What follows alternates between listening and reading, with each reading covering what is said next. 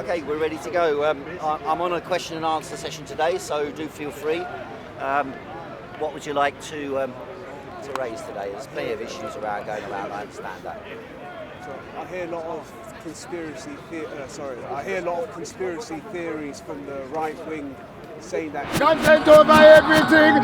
cultural Marxism, whatever it's the Frankfurt schools has destroyed Western society, the family structure.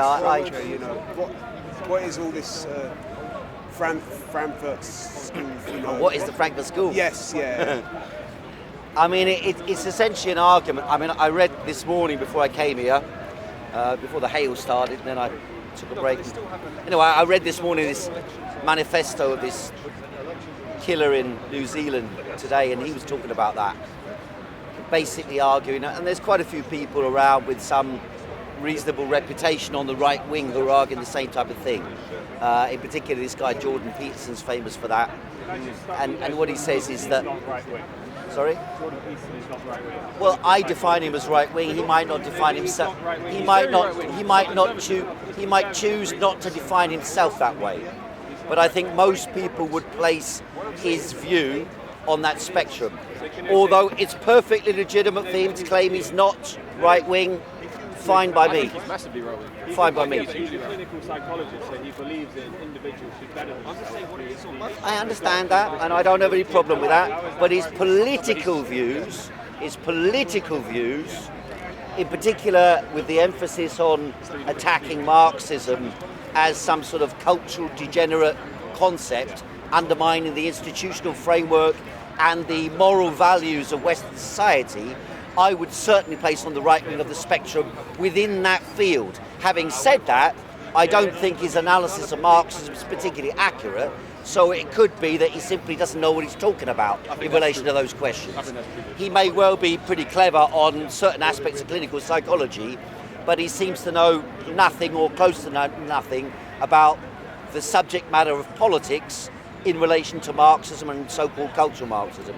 Cultural Marxism was as it's known today, in this generic terminology used by people like that, refers to the idea that there's an insipid infiltration of in inverted commas, progressive, alternative ideas relating to race, sex, culture, nationality, sexuality, and that these ideas have penetrated within Western society through institutions like the media, the television, universities, education, general social norms, pop culture, penetrated into the mindset of society and into the main political parties, and as a consequence of that, the moral stature of Western society has sort of degenerated.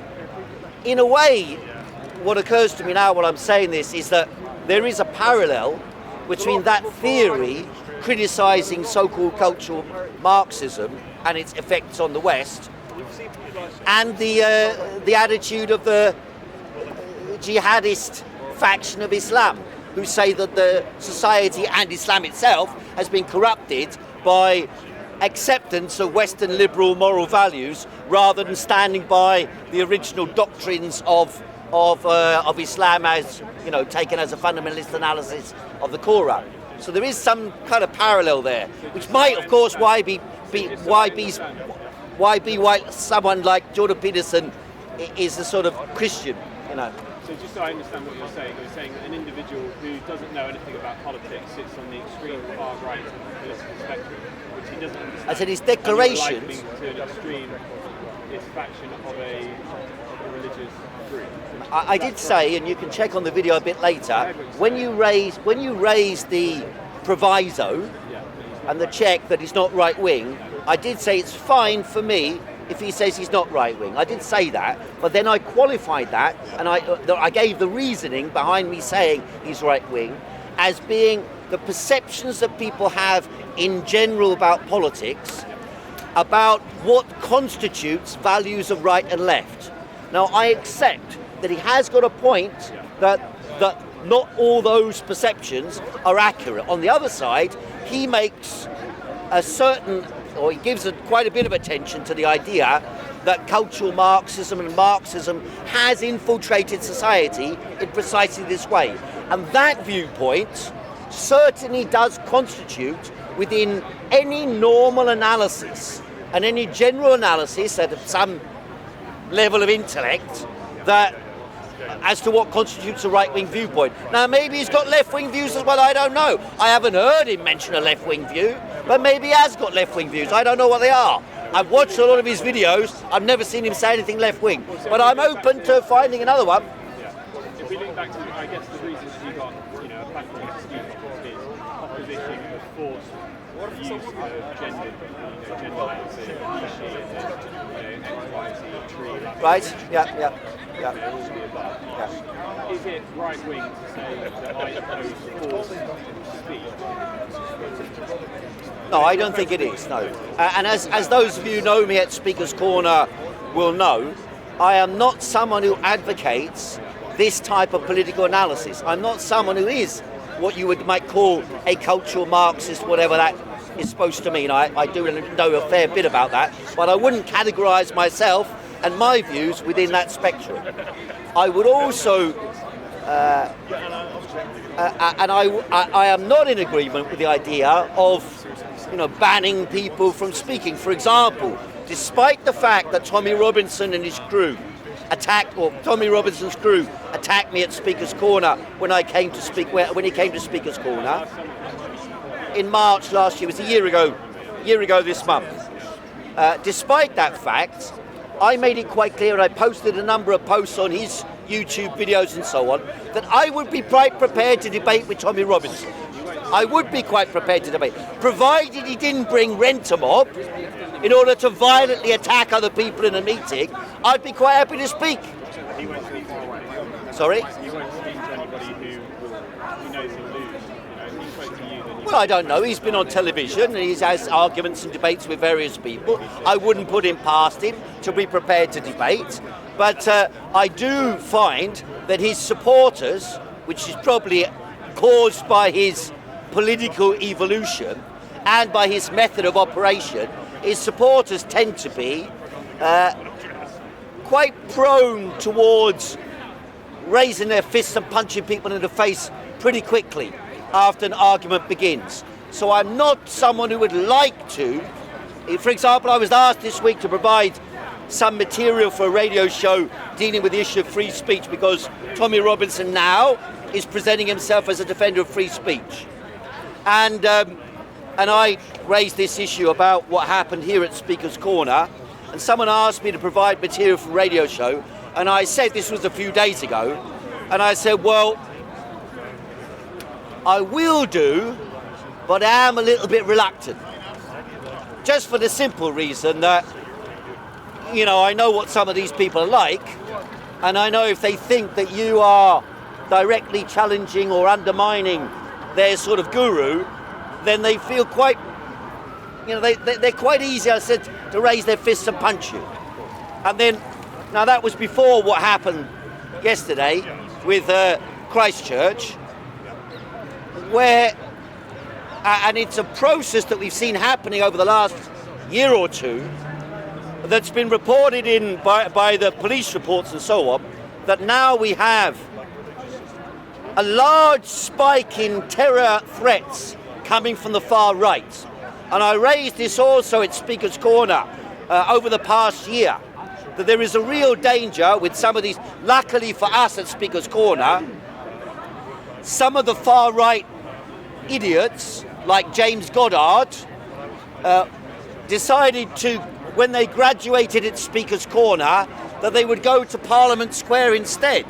And so they started harassing and haranguing members of Parliament, and the consequence of that is he's now been facing charges for various so-called offences. I don't know whether he committed those offences, but he certainly didn't seem a very pleasant character to me, and he was quite prepared to, or despite the cameras around him, to shove and nudge and push to try and prevent me from arguing with his mate, Prophet Tan, about last summer time. So I'm quite familiar with the way these people work, and I think that a number of them, just like the gentleman here would like me to say, basically, Just like some of the Islamic fundamentalists at Speaker's Corner are dangerous, some of the far right at Speaker's Corner are also dangerous. But that doesn't mean that's a Speaker's Corner phenomena.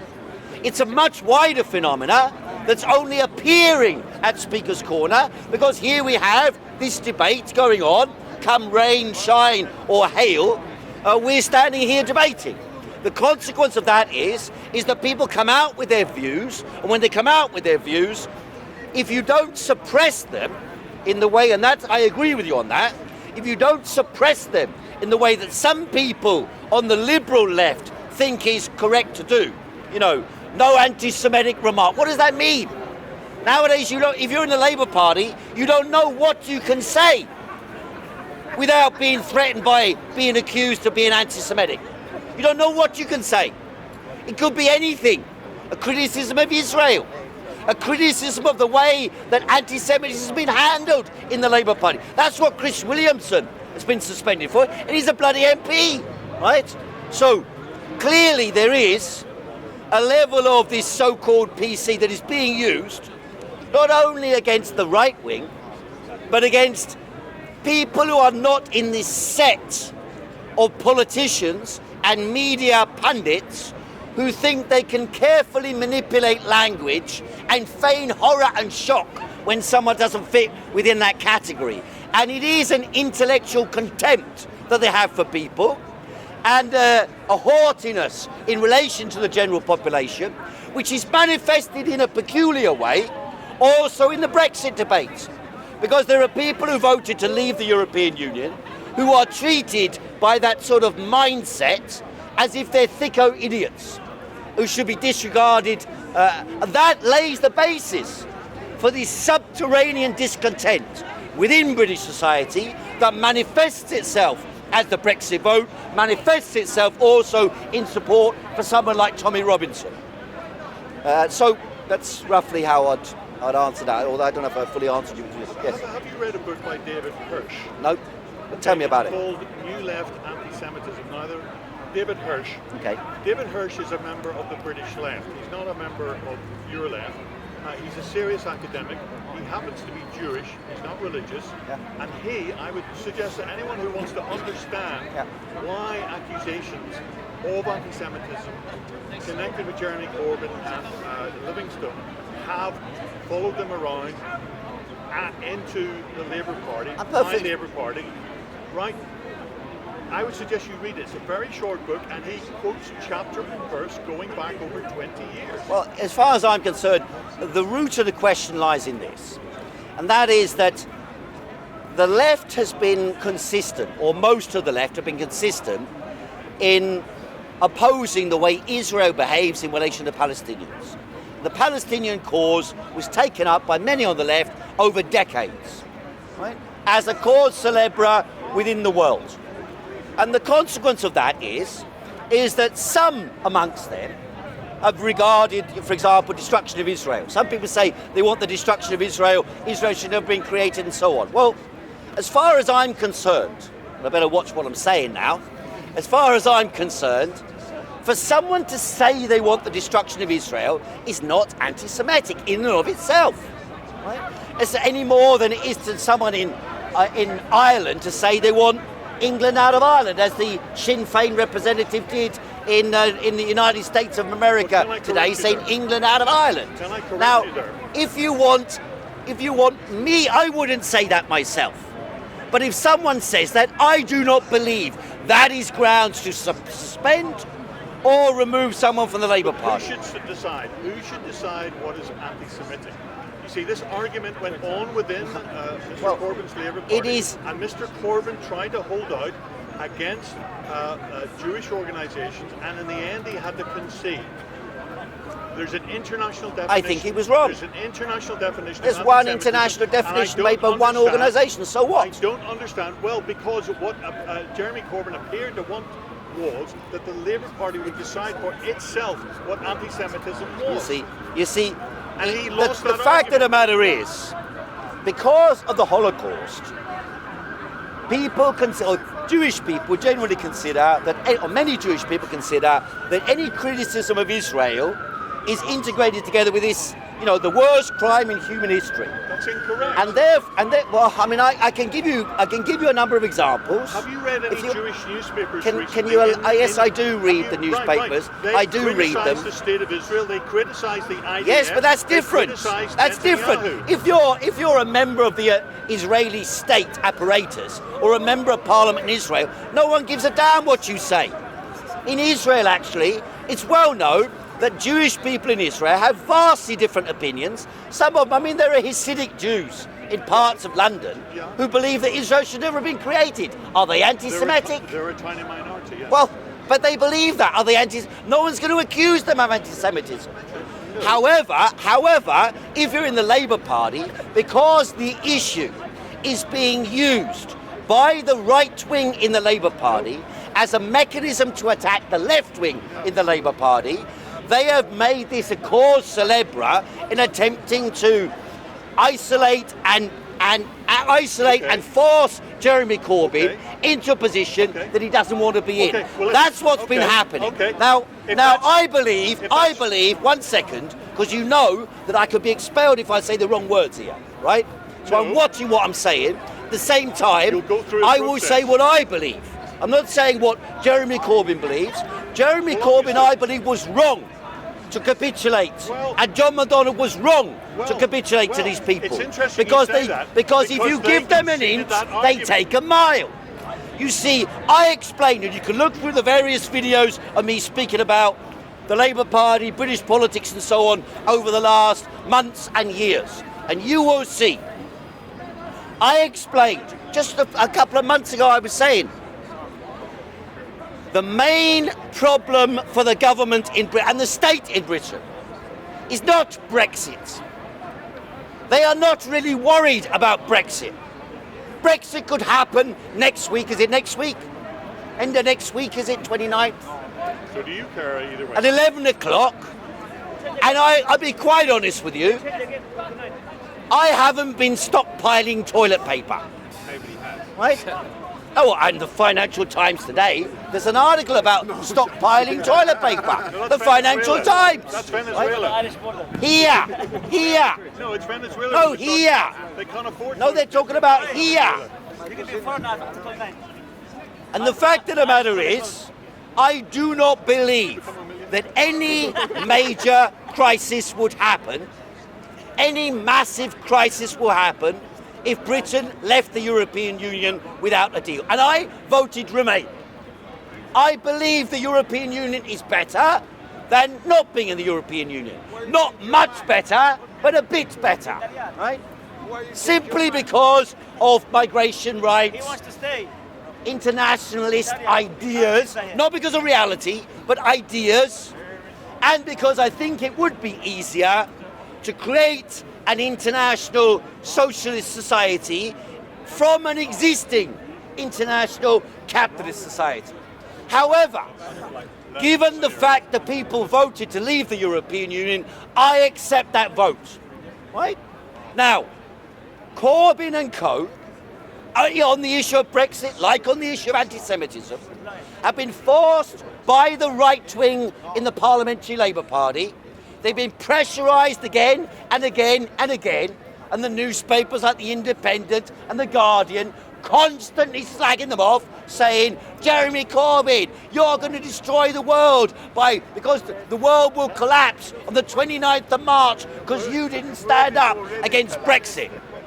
And so eventually, he's been put into a position where he's made the occasional statement talking about the possibility of a referendum. You're able to say that because Jeremy Corbyn's policy isn't clear.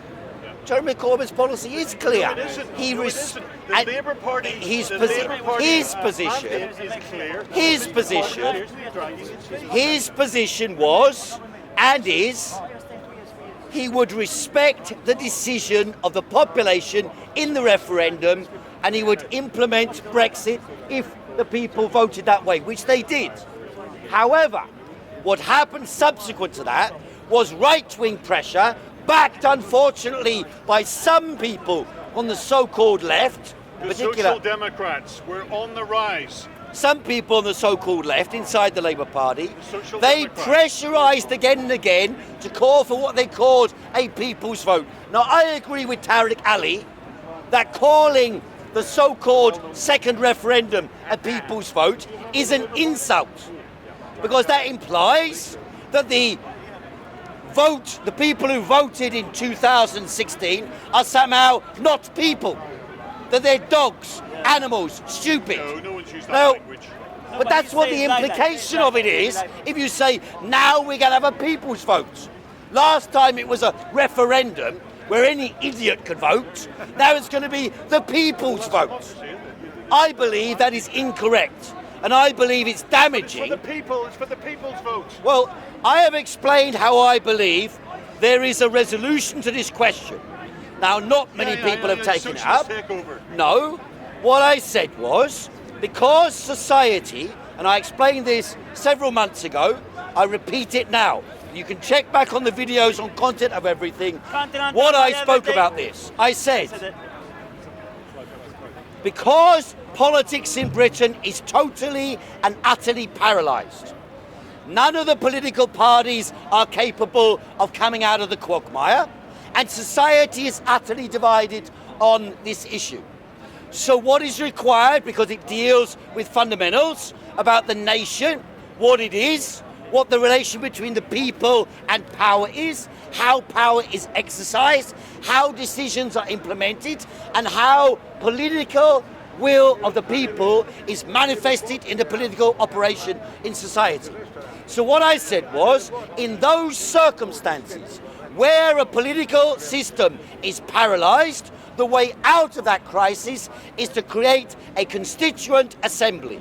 A constituent assembly is a regular historical phenomena throughout the history of the last 250 years, whereby if a country is in a crisis or in formation or in reformation, you call for an elected body, elected by the people, where different people can stand regardless of their political viewpoints, where you elect perhaps 400 or 500 representatives, elected by the people, in my opinion, recallable to the people, who draw up a constitution about how our society should operate, what its basic legal framework should be, how the different nations within the country relate to each other, how power is exercised, and how you deal with your relations, not only internally, but also externally. Where's it going to be located? And all those questions would deal.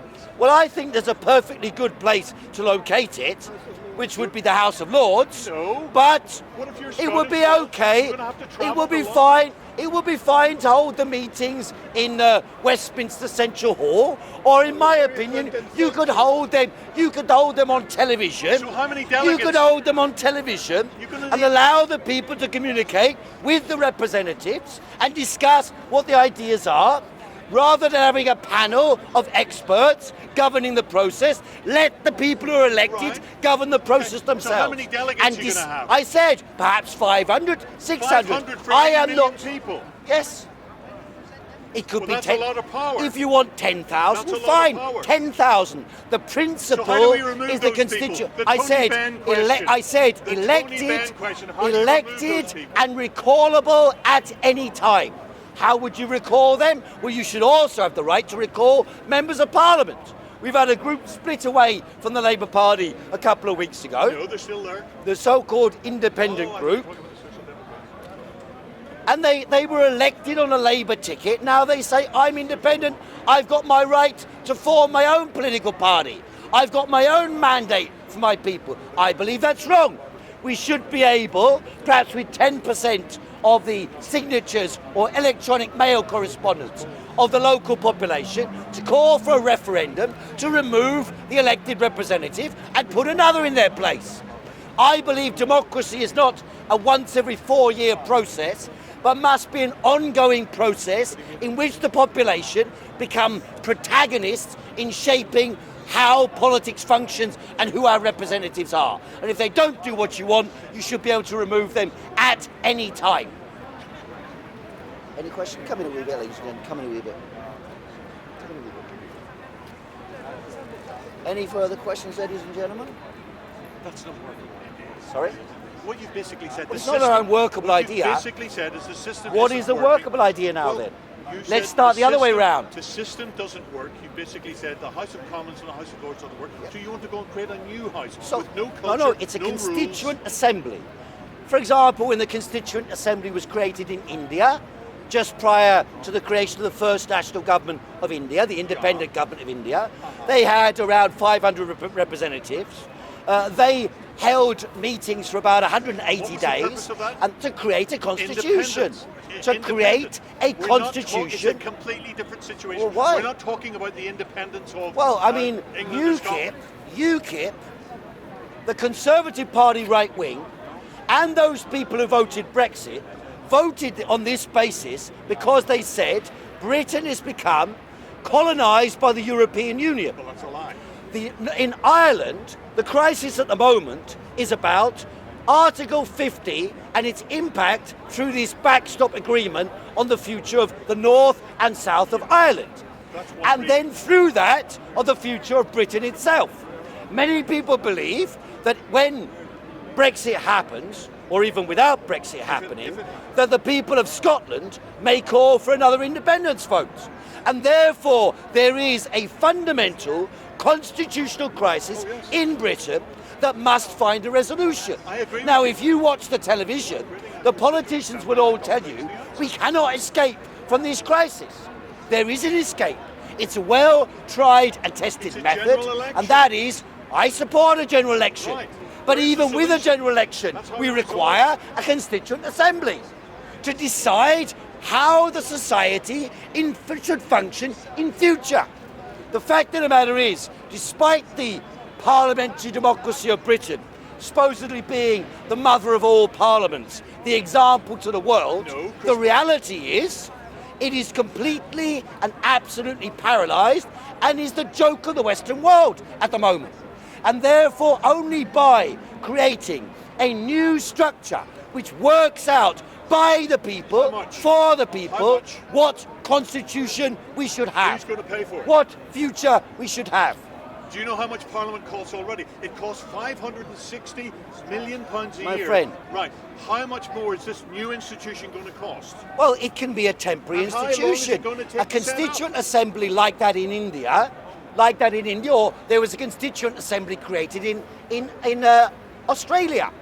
When they were about to discuss whether Australia would declare itself a republic and remove the monarchy, the Australians held a constituent assembly to drawing on the people's decisions to draw up proposals about what should happen in this referendum on abolishing the power of the monarchy over Australia, and whether Australia should be a republic. As it happened, they lost the vote on the But republic. again, that's a weak But- argument. You've basically said that the case in Australia and India was the same. It was on the question of independence. We're not talking about the question of independence Well, here. we are talking about the fate of a country, how the country operates. We're not talking about changing our political system to the republic, for instance, and we're not talking about setting up the Indian constitution was. We are talking about socialist creating a democratic structure of power that allows the people to exercise power and allows them to break through the restrictions of the parliamentary system that does not function. Stables. So what else can you do? We need to have a general election and clean. Well, up I'm the fine stables. with calling a general election, but the fact of the matter is, if there is a general election, it still will not resolve the fundamental questions that have come up. They are not actually about Brexit. That's the truth of the matter. There is a paralysis in British society, and the real reason why the general election hasn't already happened, because the reality is Theresa May has lost one vote after another, the biggest defeat in parliamentary history in January. So that normal circumstances, there would have been a general election. The only reason there isn't, and the reason why there's an internal conflict broke out in the Labour Party again, is because some people inside Parliament, well, it's not democracy actually. It's the representation. There are some people who don't agree with the great leader. There you are. Well, the fact of the matter is, there are more than some people who don't agree with Jeremy Corbyn. there are large numbers within the establishment in Britain, which goes beyond the members of Parliament, who are virulently opposed to the idea of Jeremy Corbyn becoming the Prime Minister of Britain. And that is the real reason why Brexit isn't going to happen, because at least not next week. Because as far as they are concerned, they will move hell and high water to stop an election where Jeremy Corbyn might become Prime Minister. That's the main ambition of Tom Watson. He's the deputy leader of the party. The main ambition he's got is to stop Jeremy Corbyn, not to defeat Theresa May, to stop Jeremy Corbyn. I remember the Labour. I remember, yes. Remember? Yes. How are you? I'm fine. How are you? Good. I'm a long-time member of the Labour Party. I have to say to you, according to opinion polls just now, the last place you want to is call a general election. Well, look. We would not win a majority. Okay, That's but to be fair to James here, and the argument at general election, they aren't actually dependent upon whether you win. I believe we could win. We may well win, but you don't call for a general election just because you're gonna win. Why? Oh, not really? No, because the political system is paralysed. Oh, that's true. But I do not believe that the political system will escape from paralysis by a general election. In fact, a bigger crisis will ensue. So what's the point of a general election? So, well, I believe. Well, I don't believe that will overcome the problem. If you think it will, fair enough. I don't think it will. I agree with you. However, I do believe it would give a chance for Jeremy Corbyn and the front bench team of the Labour Party to put forward policies that distinguish themselves from this morass of the discussion about Brexit. The Brexit discussion has been the biggest pile of bullshit I have heard in my political life. 2 years, 3 years of talking bullshit to everybody. Can I say this, guys? I mean, Jeremy Corbyn, you might say represents a Labour Party. I don't think he represents a Labour Party at large. I am not a Jeremy Corbyn supporter. I never have been. Well, but having said that, I know. his policies go back to the ancient times. We've always had those policies in the Labour Party. Yeah, but they weren't in the leadership. That's the difference. But I mean, that's the heart. That's the very heart of the Labour Party. But Jeremy Corbyn is not a man to lead us to this promised land. He is not the man who's going to do it. Well, so they keep saying. Look, he is not a leader. Look, we've heard that many times, haven't we? And each time they tried to remove him on that basis, they failed. So there must be something about it. Now, whether you agree with it or not doesn't really matter, right? Rees-Mogg doesn't agree with Theresa May, right? He's fine, he can do that. Boris Johnson doesn't agree with Theresa May. Owen Smith doesn't agree with Jeremy Corbyn. Fine, let them disagree. The truth of the matter is that the question we were talking about, was the constitutional crisis in society. Now that exists, and therefore I believe, yes, you can have a general election, but that won't resolve the question. You require a constituent assembly, an elected body of the people, to draw up a constitution, and within that constitution, let the people put their input into what they think should be in that constitution. Should there be a lot shorter working week? Should there be an age of retirement set? Should there be guaranteed employment for people if they want it? Should there be a guaranteed minimum wage for people? Should there be pensions at what age? All those things can go in to a constitutional convention. I'm with you. Or a constituent assembly. How do you engineer that? Well, it is actually a Labour Party policy to call for constitutional convention. The problem is they haven't advocated it. Sorry, at the party... It is Labour Party policy to call for a constitutional convention. No. In opposition, and I did an interview with Jeremy Corbyn about that in 2015. Yeah, but it's not party policy to do It is Brexit. party policy. Look on the website of the Labour Party. It's party In what policy. order? The final... Now it's not to do with what I'm saying. Corbyn It is was party on television policy. This morning. He said the final two I options know. are a second I referendum know, or a general election. I know, He's but it never is mentioned nevertheless. I know he this. hasn't, Right. but it is party policy. It's not party policy to force the issue Why now. has no that's political James. journalist ever asked Jeremy Corbyn, why aren't you pushing I've for asked a him. constituent?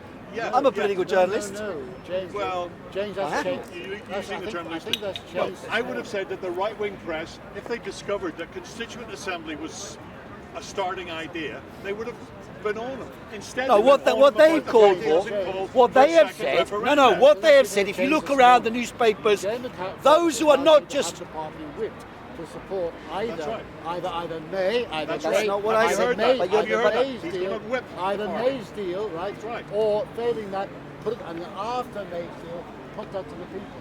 That's what he's. Well, I believe that's the wrong policy. That is what he said. I heard him on television as well. Yes, I saw as well. But I'm not going on. The fact of the matter is. I think it's quite clever. I think it's quite a good idea. Well, the fact of the matter is. All right, but I think it's a good Labour Party idea. I think that's Keir Starmer, who is one of the best. I think it's a stupid idea. I think it's a stupid idea, but c'est la vie. And the understanding is then May's deal is put to the people. I think it's amazing that someone like Keir Starmer is prepared to. The question I was talking about was slightly different to that. I don't want to get into the morass of every single detail about Brexit discussions, because people are up to here with vomits from that. The population in Britain, I think I speak in that sense, not only for people who voted for Remain, but for the majority, certainly the people who leave, but also probably a majority of people who voted Remain, that they are sick to death of this entire discussion. And the political machinations around it make them sick as well. And that's why I'm saying that the party policy that is not being pushed, but is party policy, that is for a constitutional convention or a constituent assembly, that is what we should be pushing. Now, that's why I said it. I'm not saying they are pushing it now. Right. I'm saying that's what I'm advocating. Okay, fine. So in what circumstances can you imagine the UK Parliament across the board saying, okay lads, the game's up, it's back, we have a constituent... Hold on, let me ask a question. I think it's quite likely... Constituent Assembly, which could be across the road, right? We'll all go on holiday and the decision will be made. It's Clyde I think it's quite likely that, for example, what happened in Ireland on the discussion about abortion will happen here. And that is a trick. That was a referendum. No, prior to the referendum, they had what they called Citizens' Assembly. And a Citizens' Assembly was not an elected body. It was a selected body. That is the distinction. I am advocating an elected body to draw up a constitution. What happened in Ireland was an unelected Citizens' Committee, a Citizens' Assembly. Hang on a minute, James. We're dealing with a concrete issue. You're asking why would they do that? I'm answering you. Give me the leeway to answer it. Now, a Citizens' Assembly has been raised by a number of journalists in the press, in The Independent, in The Guardian, in a number of other newspapers. Those so-called Citizens' Assemblies are not democratically elected bodies. The step above that, to deal with the wider constitutional issue, rather than just Brexit, but the wider constitutional issue about how British society is governed, and the relation between the people and power, that can only be an elected body drawing up a constitution on which the people can vote as to what they would like or don't like in a constitution. That sounds like a third party to me. Sorry? That sounds like it's not a third party, because in such circumstances, not at all, in such circumstances, it will be entirely possible for a Conservative to make excellent proposals on one field, and a Labour Party person to make excellent proposals on another field, and they might both be virulently opposed to each other, and yet the people might decide that they will vote for both of those decisions to be implemented.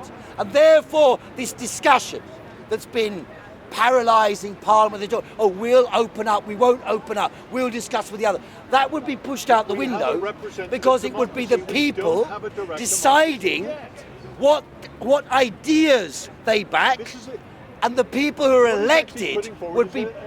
Can I finish answering the gentleman's question? Sorry? Putting forward a coup d'etat. Where's the coup d'etat? Coup d'etat, you're basically saying we will change our democracy from a representative democracy through to a direct democracy by the means of another institution which you haven't detailed who's going to pay for, what the rules are, whatever. A constituent assembly. I am not suggesting how exactly that constituent assembly should be structured. That's to be decided. Well, I can make proposals. I made some, but I'm not standing up here thinking everyone in the world's going to agree with me. I think the argument is correct, but the forces at play in British society are too powerful for me at Speaker's Corner with a little video and ranting and raving in Hyde Park to have any real influence on the matter. That's unfortunately the situation we live in.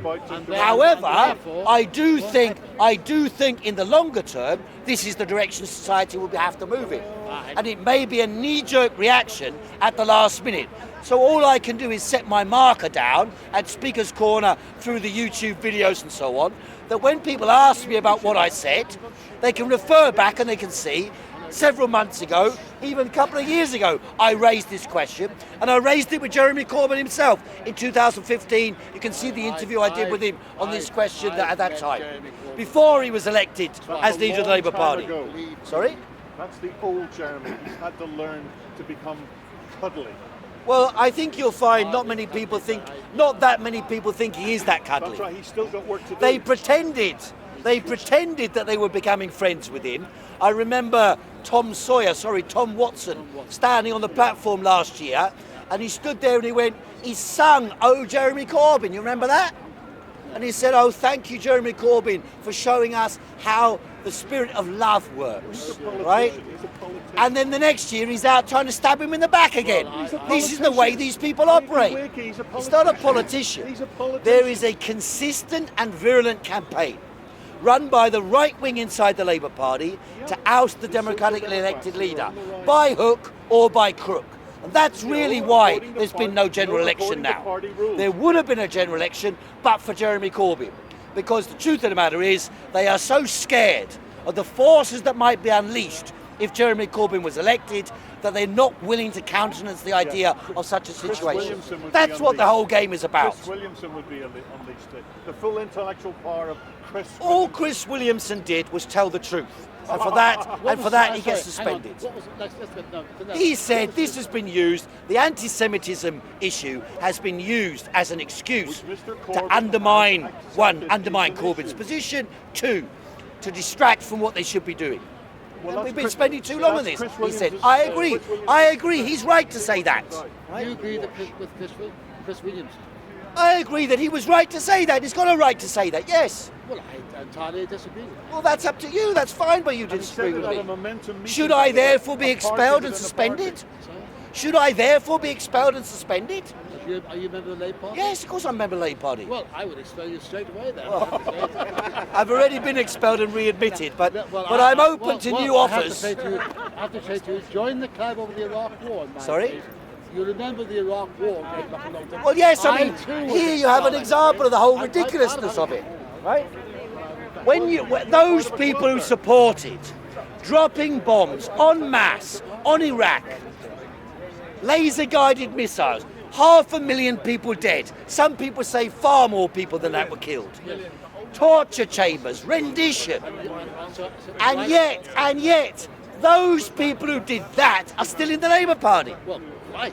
And someone who says something about anti-Semitism, criticises the attack on some people on the grounds of anti-Semitism, they get expelled or suspended. I think that's insane. Well, I don't think that's insane at all. Saying we Ken Livingstone, the expulsion of Livingstone. His remarks were a bit stupid, but I don't think that's grounds for expulsion. Well, can I repeat again that please read the book New Left Anti-Semitism by David Hirsch. He goes into the case of Mr. Livingstone and he shows that the remarks that he was hauled up But I've just drawn a parallel to you. Let me finish.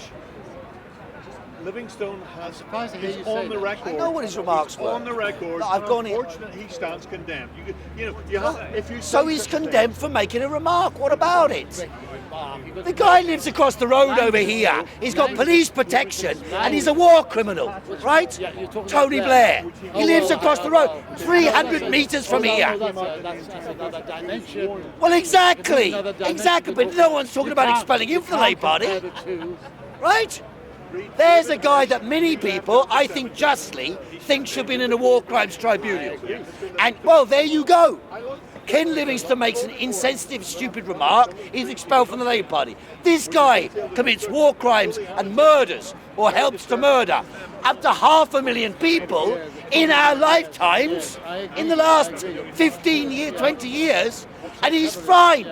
The trouble is, anti-Semitism is bubbling across Europe at the moment. We should be very, very careful. I am not disputing. No. And it's not just anti-Semitism. Not in my life, not in your life. It's not just anti-Semitism. What we've seen in Christchurch, and we've seen at Speaker's Corner, we've had a year and a bit of this at Speaker's Corner.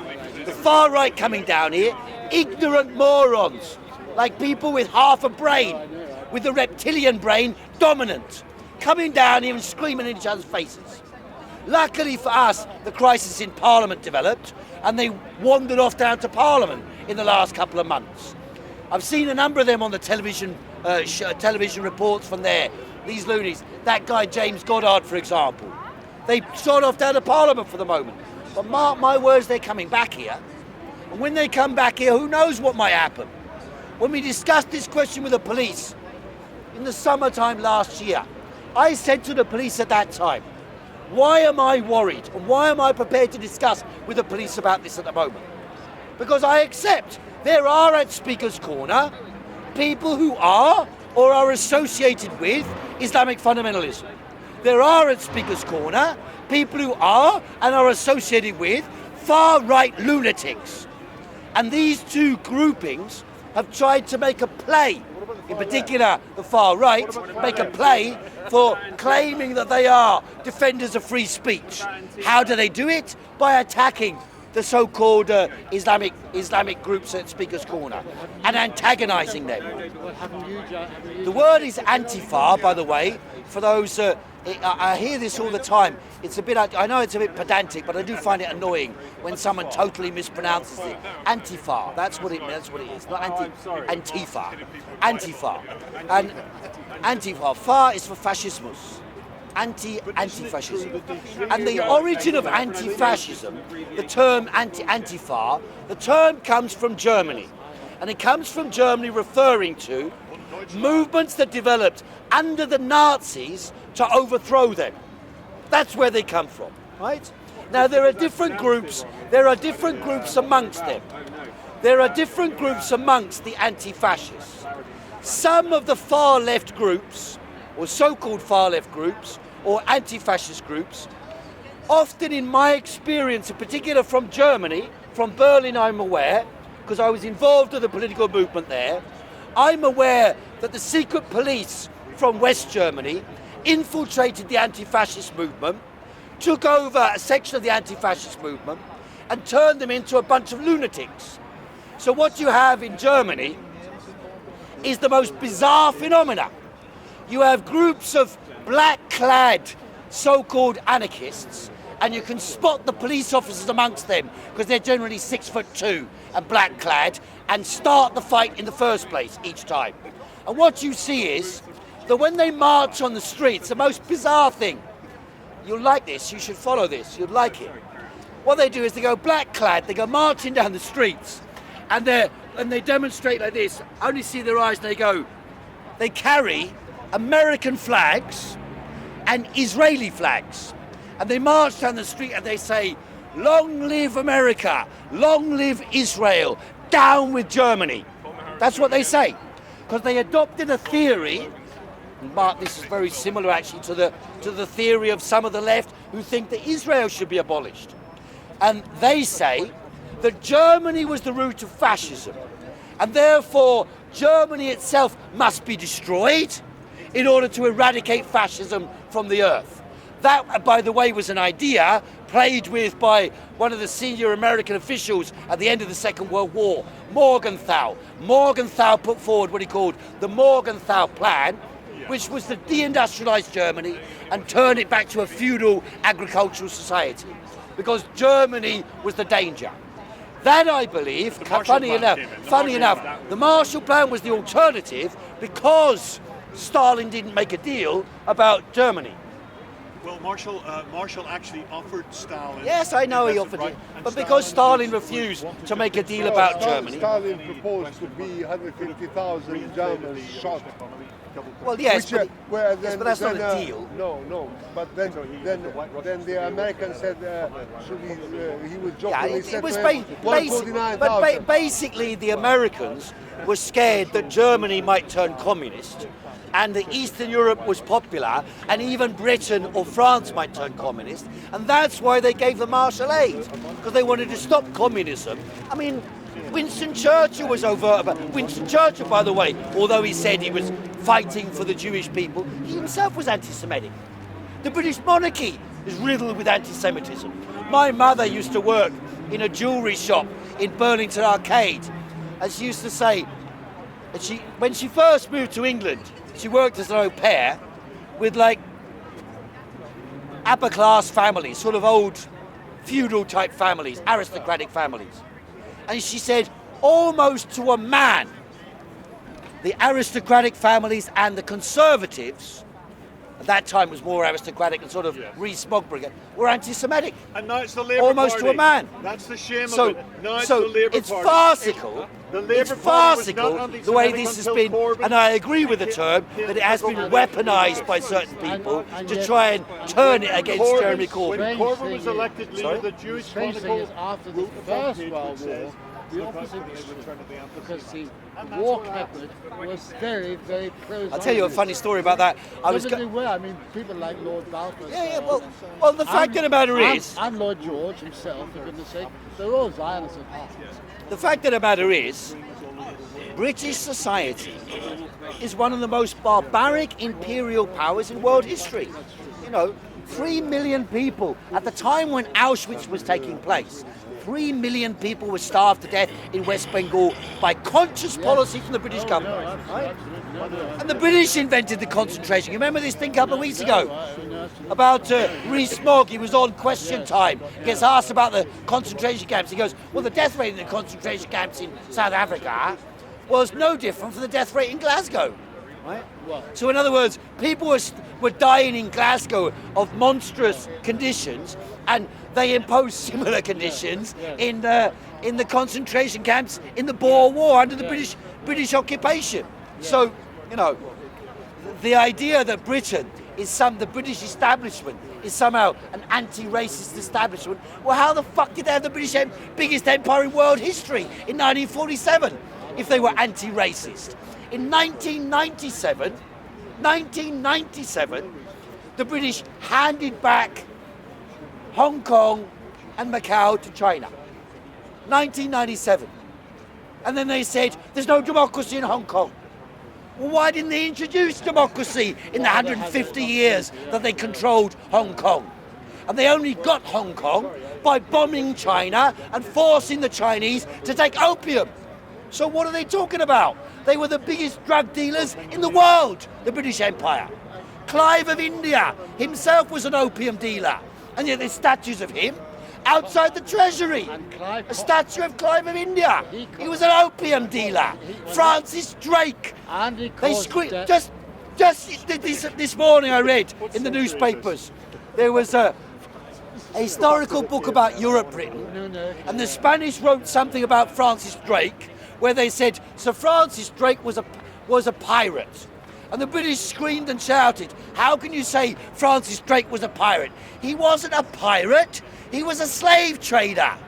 So what are they talking about? And yet he's heroine. Elizabeth I financed the beginning of the slave trade. So what are they talking about? Standing up for the people. Barclays Bank, the Bank of England, 4 of the leading shareholders of the Bank of England got their money from the slave trade. What are they talking about? You mentioned Clive. Clive cost to death hundreds of thousands of people in the war. Clive of India, absolutely. And it's always amazing to me. We talk so much about partition of Palestine, yet very little mention of partition of India, which caused the death. The death of millions. Right. I mean, millions Mountbatten of people orchestrated the division of India, right, between Pakistan, and then just left them, knowing full well there'd be a bloodbath. Something like 500,000 people massacred. 500,000 people massacred as a result of their policies. And there's no right of return as there is in Palestine. That's quite right. I mean, and the crisis continues to this day. Well, I mean, you've got 700,000 now, and their descendants now clamoring to get back, really clamoring to get back under UNRWA. I mean, and in this respect, they're right about Balfour Declaration and so on, is that it was the British fault. Many countries around the world, the sectarian conflicts that happen now were created by the British. Well, I mean, From Ireland to India to Pakistan to Bangladesh to... As an accident of birth, I'm not Jewish by an accident of birth, I have to say to you. But I do support the existence of I am not... Personally, I believe it's idiotic to call for the abolition of Israel. I believe it's idiotic. But I would not condemn someone and say, you can't be this, you can't be that, just because they call for the abolition of Israel. Any more than those... I mean, I condemn those Germans who say the abolition of Germany, but only... I mean, I wouldn't ask for them to be in prison or banned from somewhere or something like that. I just think it's a stupid idea. Stupid idea. Stupid idea to call for the abolition of Germany or the abolition of Israel. Oh, of course, yes. But I mean, let them say it, but I don't agree with it. But the really interesting question is that why... When you've got generations of generations, that's a fact. This is a question to you. How is it that refugees, that Palestinian Arab refugees who were expelled, if you like, from Israel, from the West Bank, the 700,000 have now turned into 7 million refugees. 7 million refugees apparently allowed the right of return and looked after and get aid from UNRWA. And people in Pakistan and people in India don't get the same rights. How can that be? Well, I mean, the thing is, it's really important. This is that descendants, Palestinian descendants. Ultimately, the issue boils down to how do people live together. No, the word was a mistake. It should have been dependents. UNHCR say dependents are allowed back, not descendants. And descendants are going to perpetuity. Isn't the key question? How do you get people who have these long antagonistic backgrounds to live together? How do you do that? Well, I don't think they can. What commonality can you find? Well, I mean, a lot of the problems in the world today are based around this question. Because we've got this whole, in Britain now, I think the next couple of weeks will be quite turbulent. You've got this march going on, the so-called People's Vote people. That's going to be a big march. You've got the... I may go to observe. I'm not going to go to demonstrate in favour of it. I'm not demonstrating in favour of that. How does that stick it in? That is the establishment. That is the establishment.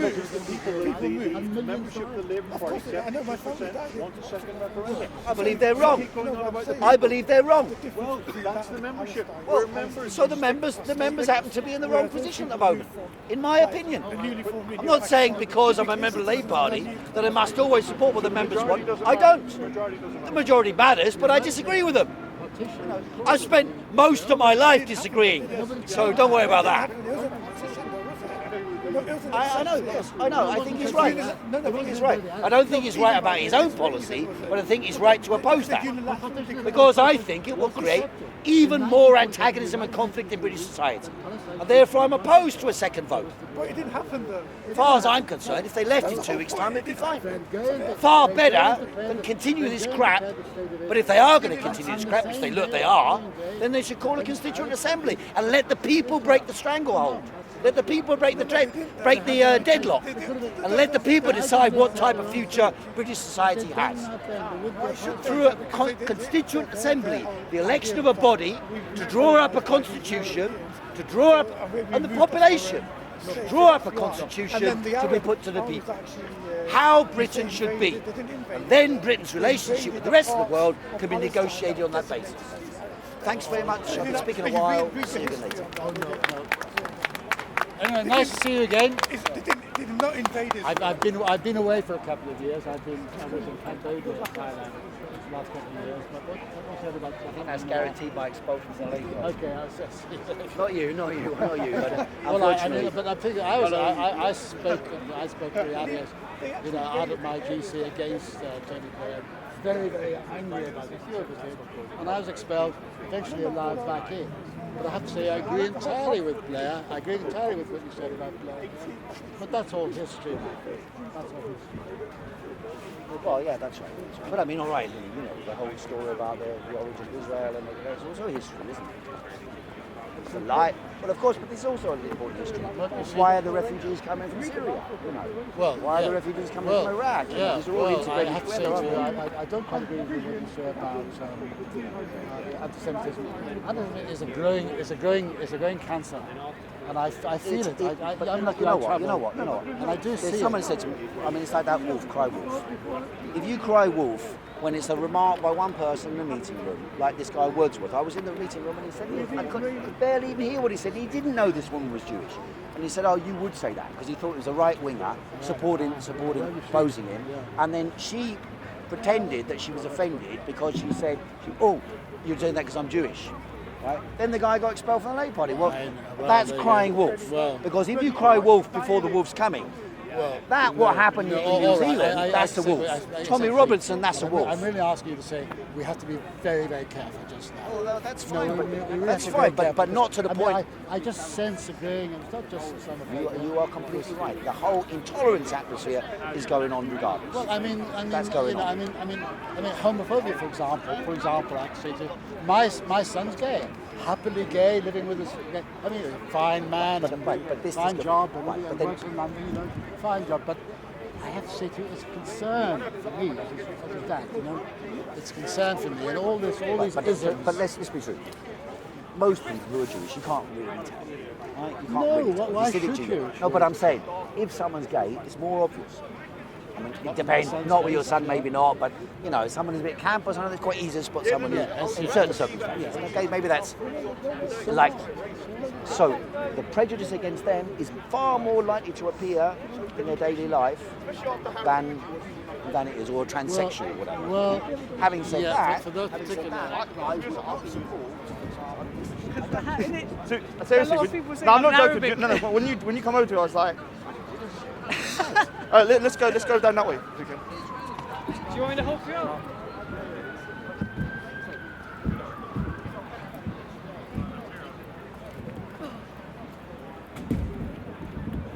How long is it going to be? Not long. I want to address 2 or 3 things while it's still quiet. I'll address the terrorist attack as well as a monologue kind of thing. How are you, sir? Good? Thank you. Yeah, Riza, pick him up. So are you working for Leon or are you... Content over everything from your Come, man, say it straight. Man, don't listen to BBC.